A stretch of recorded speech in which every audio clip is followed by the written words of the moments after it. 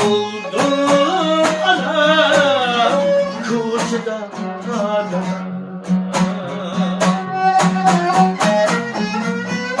seni bekip katarga kalkacak öyle buldum anam kuşda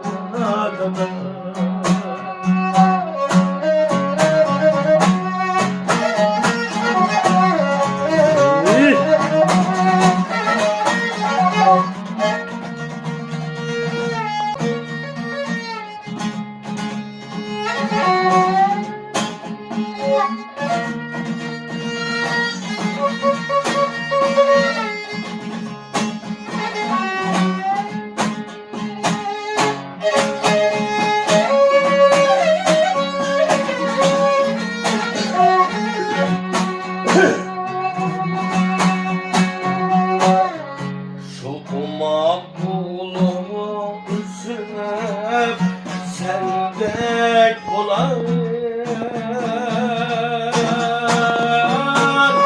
sarayı hayde yüzüm bende kolan sıkma oğlum yüzüm sende olan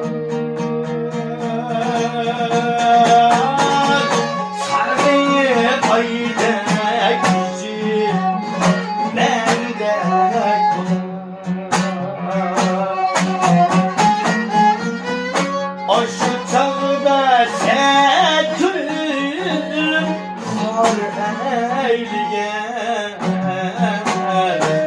yıkım maymak anam kende kolan o şu çağda setürüm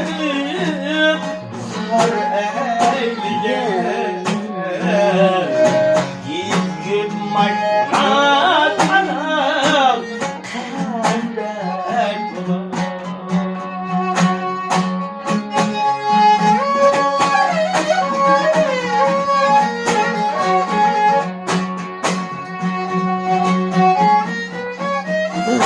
sen kime men muda daldak kiteme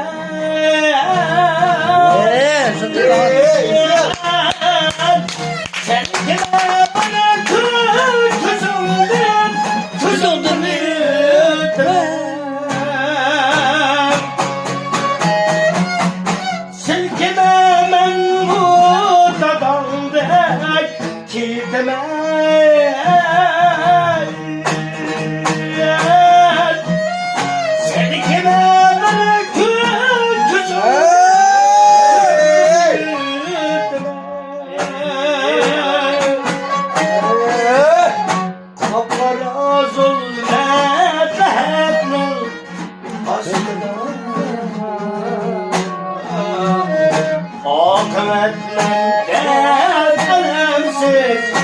elemsiz yaratım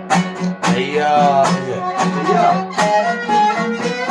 paparaz olmet mehebnim aslında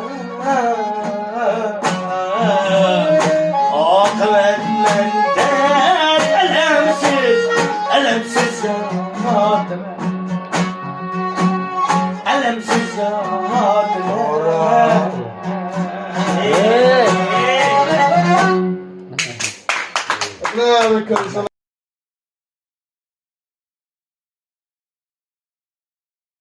抖音。